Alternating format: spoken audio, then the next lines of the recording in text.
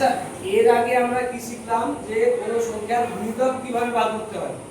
আজকে আমরা কোন সংখ্যা কতগুলি গুণিতকের যোগফল কিভাবে সংক্ষেপে করব খুব তাড়াতাড়ি এটা আমরা বার করার চেষ্টা করব। যেমন ধরো আমি একটা বলেছি 7 এর প্রথম 8টি গুণিতকের যোগফল কত।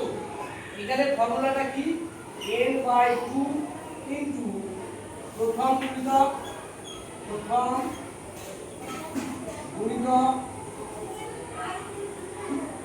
যুক্ত শেষ গুণিতক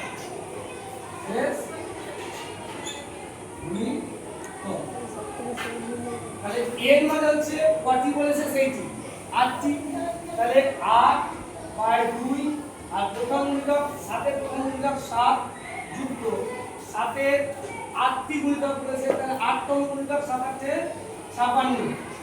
তাহলে এটা হয়ে গেল 2 কে 2 2 গুণে 4 গুণে 8, তাহলে 4 গুণিত 7 আর 56 তে কত হবে 63।